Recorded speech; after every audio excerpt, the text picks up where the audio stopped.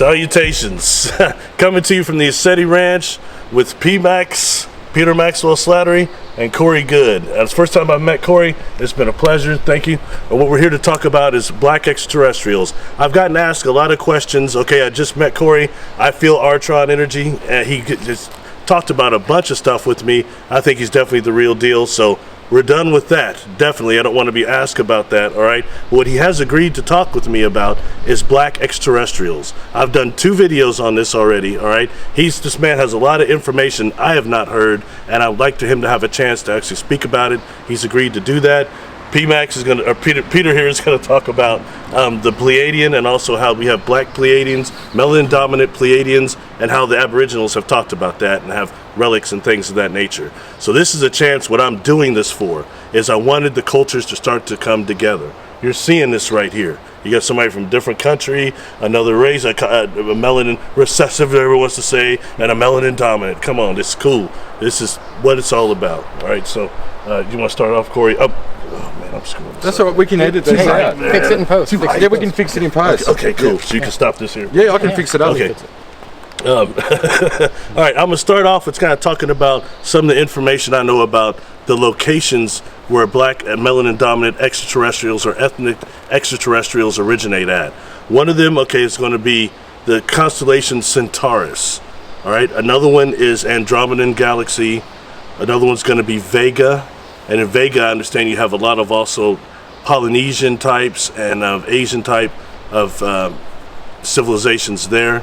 And also you've got the Triangulum Galaxy. I did a whole separate video on that based on, I think that was a cycle type 1 civilization on Earth before what we're hearing about historically now.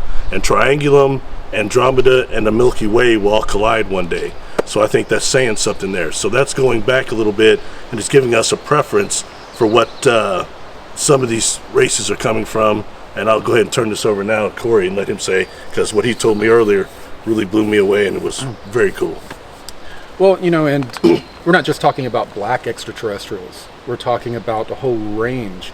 There are as many different colors. There are many more different types of beings, human like us beings, out there in our local 52 star cluster. If you go to Google and you look up our local star cluster, you'll see there are about 52 stars, and we're pretty much in the center of that, which makes us in a very coveted area. It has to do with major stargates where you can travel from galaxy to galaxy, being there. So it's a very coveted area. So negative ETs have come in for a long time to control the beings and that mega gate. So there's out of all of those 52 star systems, there's only one group that was never taken over, and it was a group of tall African Zulu looking people, and they developed far beyond. They were the first ones to travel from planet to planet, but the thing is, they never developed technology. They developed a spiritual shamanism type technology. They used crystals and other types of stones and even plants and stuff to focus their abilities. We talked earlier about how we've discovered that we're held together, our atoms and electrons, and they're all held together by many black holes. And those black holes are what hold us all together, and what pretty much holds everything in matter and reality together. And these beings learned how to collapse themselves into these little black holes, and teleport through what we call the cosmic web, and teleport to other locations. So they were going to other planets, setting up commerce and trade without ever developing technology like a spaceship. And the reason they were never taken over by the reptilians, a very strong psychic group, a very negative group, is because they had developed themselves spiritually and psychically to a point to where the Draco would come in to their star system, and they would cause mental confusion among the Draco, which is a major feat because they are a higher density group of beings that have very strong consciousness and abilities with telepathy. But they would overcome these groups, make them attack each other, many different methods like that. They were that was more of their method of warfare. But because of those abilities, they were never taken over. That was the only star in the local 52 star cluster. And the 52 stars. So could you explain that a little bit and and also maybe what the height of these particular beings were? Yes, I'll describe them a little bit. Anywhere from 6.5 to 8 feet tall, and some have been described as taller, and look African. Their eyes are just a little bit bigger, and some of them have been described with caramel colored hair, but all of the ones that I had seen, it was short hair, and they were very tall and skinny, and they interact with a lot of shamans here on our planet, or also spiritual types of people. They'll interact with, like, when someone's having a really hard time, they may have a weird dream to where this tall African-looking person, and like feathers on the head, things around the wrist with long wispy grass, dancing these real wild dances to where like they're doing like this weird figure 8, and they're stomping of feet and clapping of hands, and all this really, but it's really a crazy dance. But something happens energetically, emotionally. They're able to, if someone has entity attachments, which was a situation I ran into, they're able to remove them by just doing this dance. They don't say a word, and they have the ability to, when people are having a hard time spiritually, emotionally, they're able to do that dance, and people wake up and they feel refreshed, and they're able to go about the mission that they were stumbling. I had heard before about a race of from the black mantids, that these hybrids, that the brothers, they have a extra joint here and in the leg, and maybe their neck is slightly different and have the triangles, and that they actually, their way of saying hello upon first meeting them is some type of a fluid dance that is very hard for humans to mimic. And that's just, I wonder if there's a connection there. I don't know. I don't know. That's interesting. But the fact, I don't know if anyone in your audience has had a dream like this, but after I started talking about this publicly, which I've been talking about it for a couple of years now, it just really hasn't gotten out there. Because I don't think people, if you hear about a human type alien, people want to hear about a 8 foot tall, blue eye, blonde hair, and angel, kind of being, to go along with their belief system. That, I think, one of the biggest issues. I was shown that apparently there's going to be some sort of solar event that's going to cause the downfall of technological civilization, and after that occurs, they call themselves our cosmic cousins. All of these different ETs, including the African-looking race I told you about, they are all going to fill the skies and come and assist us. I mean, how shocking is it going to be for everyone when they're standing there, the door's open, they're about to drop these little food with parachutes, and they look up and they don't see a blonde-haired, blue-eyed angel. They see a bunch of people of different, brown skin, different skin, I mean, Yeah. I mean, they're not going to be prepared for that. Yeah. Well, that's fascinating. It's fascinating. Thank you for sharing that. You know of any other races too? There was a being that was a part of. He's a kind of a representative of his planet. It's one of the closest planets to us. His name is Mika, and his planet is a planet of islands. Oh, wow. And they're very Mediterranean looking. They have African features on the nose and in the mouth, but then they have very Mediterranean features as well. They're brown, but more of like what you would see like Filipino skin. That group has also won their battle against the Draco, and it all turned all of the battles, the people that have won, they've won with consciousness. They haven't won with weapons. They haven't won by calling in other beings to come help them, or angelic beings. They freed themselves, and they freed themselves with help from other beings. But it's it's about ascension, which is the expansion of consciousness. That's what this whole model is for. And there are malevolent beings that, negative beings that want to prevent us from, expanding consciousness-wise. And the Earth is sort of a refugee colony. There are people from all over the cosmos here that we call people from Africa or people from South America, but they're really not really from here, or they've been tinkered with since being here.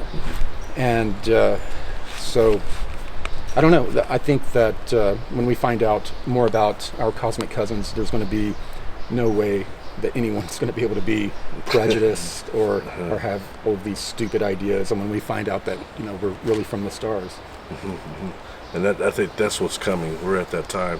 People are calling disclosure, but I'm seeing that happening right now. Just by communication like that through the internet and things like that, things are changing a little bit. This conference we're at right now, I'm seeing more melanated people here, so Yes. things are changing. Definitely. You know what I mean? And one of them said, I actually got up here because I've been watching you, and so that really shocked me, and I'm very grateful for anybody who is coming from that level, because this is what this is about. If we're going to become a Type 1 civilization, we have to get past this. I mean, it's important. We don't have much time. Yeah. Them pitting us against each other, that keeps our consciousness down. I think what it all comes down to is that what I was shown by these beings is that there was this one infinite creator that wanted to understand duality, positive, negative, good, bad. So exploded into everything. You are God. You are the one infinite creator having this experience for the one infinite creator. So are you. So am I. So are you. We are all the one. And when we fully learn that, as our consciousness expands, how can I hate you? You're me having another experience. I'm going to cheer you on. My consciousness is experiencing itself. Yeah. Yeah, man, thank you for that. I really appreciate that. Hey, do you want to add anything about the Pleiadians or any of the other? You have a lot more contact than that, so.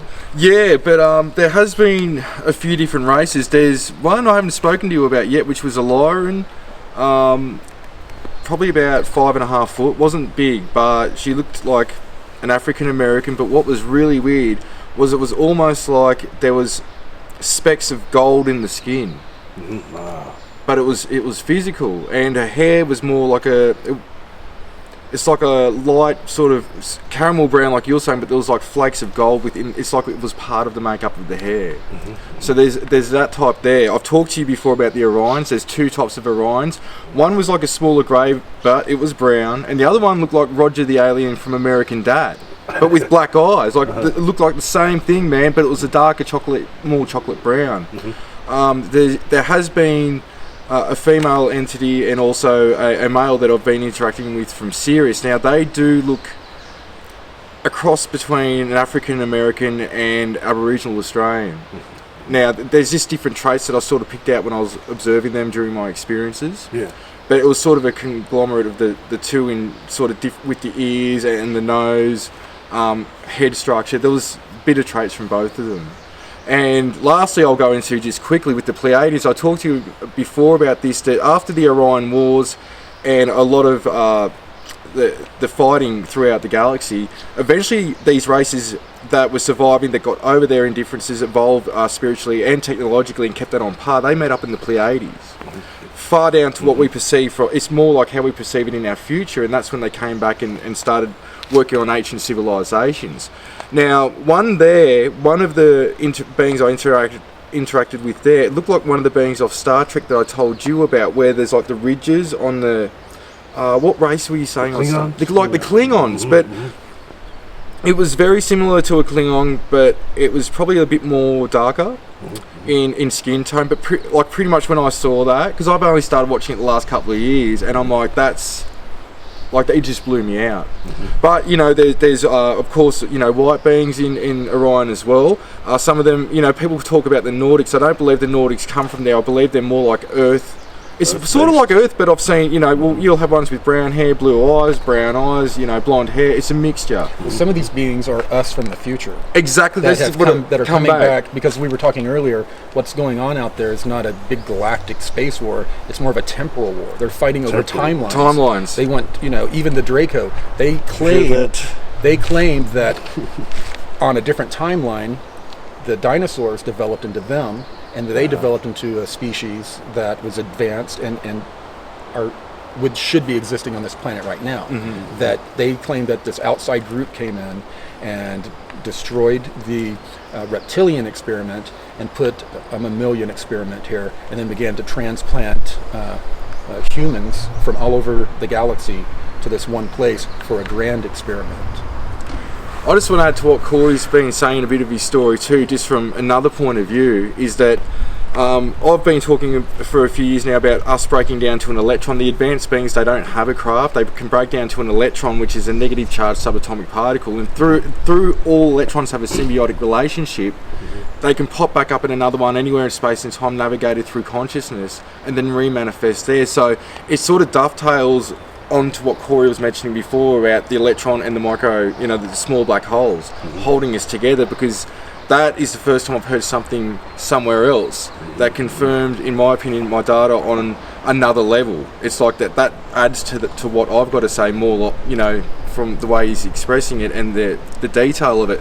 The second thing is too, you've known me for years now, and I hadn't met anyone besides now Corey who's had, I call them blue orbs. It's the same thing, but the experiences of how you get picked up, how they appear, what they do in the home, also then manifesting from an orb into a light being. Like, it's the only person I've met that there's details that he said that I haven't said that he couldn't know unless he's experienced it. It's just, for me, it's been a trippy experience, because I've been talking about that since 2011, and that's the year you started to have experiences with the blue avians, right, seeing the same type of phenomena. So this is where we've all got to start working together and stop the division. We're not all going to agree and get along on everything, but this is part of us making a new template and blueprint for us going out into the galaxy and stepping up and doing it ourselves with guidance and assistance, of course, but we've got to rise to that occasion to be able to do it and implement it in a very positive manner. Definitely. Adding something to that too, that both of you had said, what you just said about the craft and what you had said about the melanin dominant beings that had used their own black hole in the cellular to teleport. Using their pineal gland to navigate the cosmic web, all just together, with through the black holes. Right. That ties into both of those tie in to the quantum hologram. I've done a little bit on this channel about that. But we talked about how different ways the entities can come through the quantum hologram. So that actually, there are equations right now that like Rudy Shields and them are doing that attach the quantum hologram to the individual atom. So that means, that changes the whole everything. But this ties right into that. It also goes into warp physics, those internal stargates that I'm always posting on Facebook. That goes right into that. Okay, so just wanted to say that, and it's great how this is coming together. And both these gentlemen are trying to help me to get this information out. They're trying to get it out, and I had become somewhat disheartened by all the crap I'm seeing. People attacking people for just trying to get information out. I mean, the stuff that he is talking to me about is heavy, and I'm a real contactee, and the stuff he's saying I don't know from that military perspective, but it's been enlightening. It's not just crap, because some of it is way beyond. People want to laugh about what he talks about as blue avians, but I'll tell you, I've not experienced the blue avians, but I've not experienced grays or reptilians. Just because I haven't experienced doesn't mean they don't exist. So I'm trying to move past those types of prejudice. We all have to and unite together for this to become a type 1 civilization. We're running out of time. Whether it's a solar flash or some maniac behind a button, you know what I mean? It's it's really crazy here. I'm sorry to say it, but this is a damn dangerous place, man. It just, what the hell, man. But anyway, you guys want to add anything else too? Well, one thing I would like to say, he was talking about ESETI, how it's a very inclusive get-together, event. We're having an event, Dimensions of Disclosure. Go to dimensionsofdisclosure.com. It's August 23rd through 25th, and we're hoping to have as many different cultures as possible coming in. We have people from all over the world coming in, so I would love to have everyone come, and I hope to see you guys there too. I know. Cool. Yeah. Thank you. Well, this is a chance. Comment on this, okay? This is a chance to see this. This is being addressed. It's not just out in the circle anymore. You've got somebody. We're talking about ethnic extraterrestrials right now from two perspectives. Perspective of contactees that was like, mine was not military, his was. Pete's has been a little bit of both, a little bit of everything. So please comment, use the platform, all right? This is a time, and he told you about another event, it's a time to change stuff. Everything else, all the hate has to go aside, and the data has to be examined. Peace.